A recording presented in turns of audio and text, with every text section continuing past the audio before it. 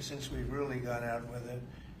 And we have other interesting things happening, but to me, the whole tariff situation, and essentially they've done that to us for many years.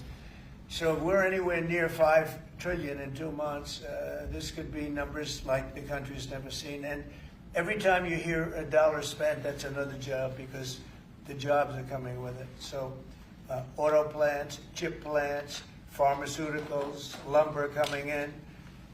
We have things happening in this country. I'm not sure that they've ever seen it. Steel, we have tariffs on steel. They've been here for a while. Steel and aluminum. Nobody's ever seen anything like we're witnessing now. Nobody's ever seen anything. Most of you agree with that. I mean, it's nothing much you can't agree with. We have things happening in terms of jobs and investment, the likes of which I don't think we've ever seen. If you look at, let's say, $4 to $5 trillion in a period of a month and a half, that's even more than you do with your concerts, which are always sold out, right? Nobody's ever seen numbers. And think of it, where Apple's at 500 billion, as I said, but they always used to spend that money in China. Now they're spending it here. That means they're going to build. Now, they don't have any tariffs. Remember, there are no tariffs if you do your product here, if you build whatever it is in the USA. One of the things we're also trying to get is if you buy a car that was built in the USA, you get a deduction on interest. So if you go out and borrow money to buy a car, if it's built in the USA, never been done before, it's a big deduction for people that really aren't used to deductions, frankly, because people that buy cars like that are not big into the world of deductions, and now they're going to learn about deductions. So I think it's going to be great. Yeah. Mr. President, are you going to move ahead with a universal tariff or different individual tariff rates on a whole variety of different? Well, you're going to see in 2 days, which is maybe tomorrow night or probably Wednesday. You're going to see, and they're reciprocal. So whatever they charge us, we charge them, but we're being nicer than they were. We have a lot of countries, friend and foe. I always say friend and foe, but the friend in many cases is worse than the foe. They took advantage of us, and we are going to be very nice by comparison to what they were.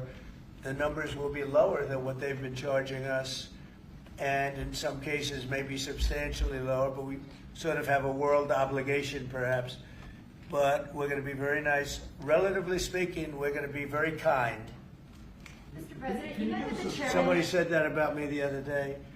He said, who doesn't know me very well, they said, you're such a kind person. And I said, say that again. They said, you're a kind person. I said, I've never heard that before. It was a weird statement. I was kind. Who said that? I've heard of words that, I don't know, I better not tell you. I've been called a lot of things, but it's sort of a different kind of a word. It's like an old-fashioned word, isn't it? Mr. President, you met with the chairman of Stellantis today. Did Yes. he ask you for a pause on the auto tariffs? No. What was that meeting about? Just about some of the problems they have with the environmental, which we're going to clean up. Have any of the automakers... We're going to probably go back to 1920. If you look, we're going to go back probably to a 2020 standard. So we'll have 2020 standard, and that's just a few years ago. Oh, they're making it so difficult all over the world. They're making it. It doesn't mean a damn bit of difference either for the environment. It doesn't matter. They make it impossible for people to build cars. So we're going to be doing much different. 2020 is a strong standard, but they take it to a level now that makes it very difficult to build a car. So we're going to be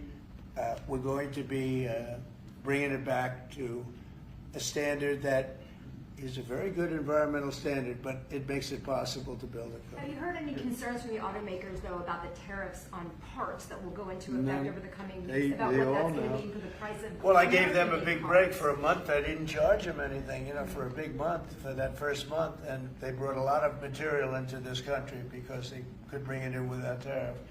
If you look at Canada and Mexico, they were driving hundreds of thousands of cars into the market because they avoid the tariffs by doing it before the tariffs go on, which would be Wednesday. And I saw some of your shows where cars are lined up for miles and miles Some of them didn't have fenders on them. Some of them didn't have the roof on yet.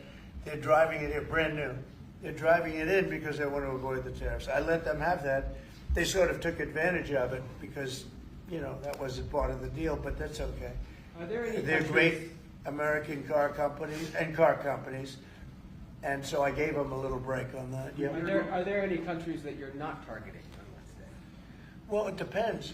I said it's reciprocal. Not everybody has made a fortune, but almost everybody has, but not everybody. And the ones that haven't, we're going to be very nice to them. And on a separate issue, Because that word reciprocal is very important.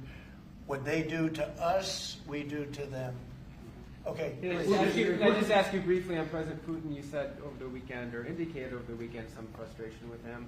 How serious are you about imposing oil sanctions on No, I Russian want oil? to see him make a deal so that we stop Russian soldiers and Ukrainian soldiers and other people from being killed. But mostly it's Russian and Ukrainian soldiers. They're losing at least 2,500 human beings, beautiful human beings, a week. And I wanted to stop.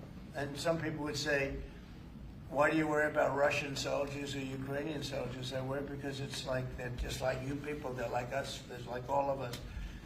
And I seem to have an ability to do those things. And if I can do that, I think it's a very worthwhile thing to do. And I think we will. No, I want to make sure that he follows through, and I think he will. I don't want to go secondary tariffs on his oil, but I think, it's something I would do if I thought he wasn't doing the job. I did it with Venezuela, secondary tariffs, and you know what happened? Every boat left the harbor. Did you see that? It was a beautiful thing to see. The whole harbor emptied out. My words weren't even finished, and I have these massive ships. They're actually taking the hoses and dumping them into there. They couldn't get out of there fast enough because they know I don't play games.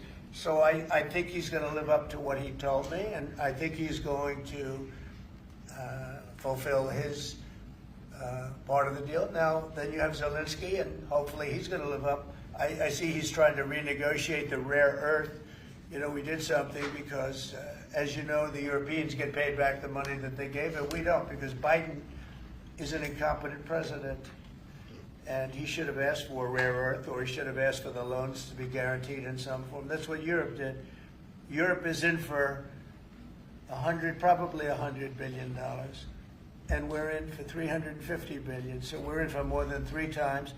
And now you could make it a little bit less than that, but it doesn't matter. Whatever the number, we're in for substantially more than Europe. We could be in for $350 billion. They have no idea because Biden wasn't a good bookkeeper except for himself. And what happens is we made a deal for rare earth. It was all done. And I heard through you, I haven't spoken to them yet, but through you I heard that they're now saying, well, I'll only do that deal if we get into NATO or something to that effect.